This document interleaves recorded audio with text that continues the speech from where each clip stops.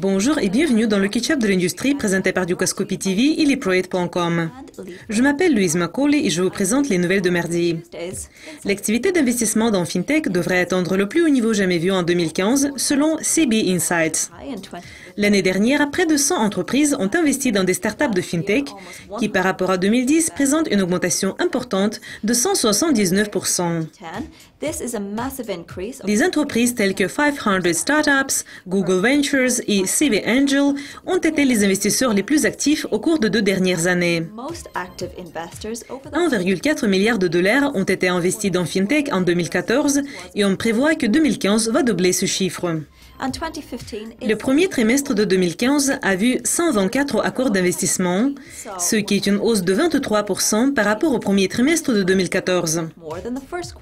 Et le deuxième trimestre est déjà en cours avec plus de 10 millions de dollars de financement de série A.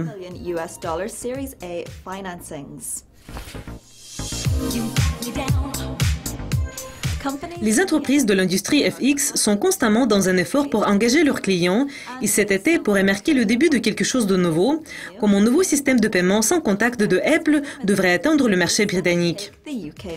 Les sociétés de FX, de CFD et de spread betting basées au Royaume-Uni et ayant des clients internationaux vont profiter énormément, comme Apple Pay en Amérique du Nord est réservé seulement aux résidents des États-Unis. Cela va marquer le premier déploiement international pour le système de paiement pour les entreprises FX.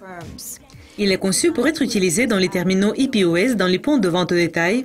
Cependant, cette intégration du propre système de paiement des entreprises FX pourrait créer une méthode de paiement générique pour de nombreuses offres de produits dans de nombreuses entreprises.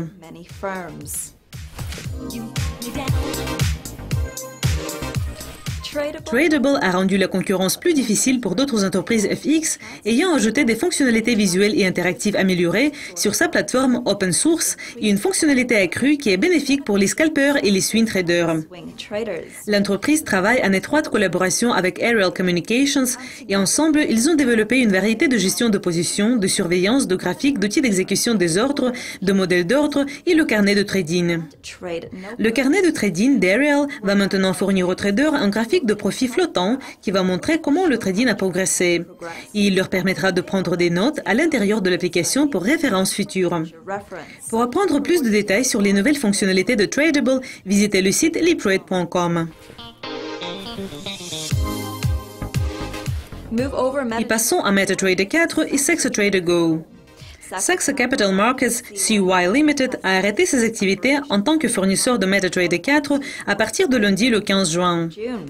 Matteo Cassina, le chef mondial des ventes des produits et des plateformes de Saxo Bank, a déclaré « Avec SaxaTrader Go, nous avons construit et lancé la plateforme multi-active la plus intuitive et sophistiquée au monde avec un accent sur la fonctionnalité.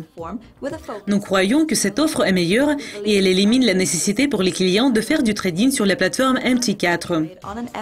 En raison de la réponse positive des clients, la société a pris la décision de fermer l'utilisation de MT4 basée à Chypre et de passer à l'utilisation de la nouvelle plateforme SaxaTrader Go.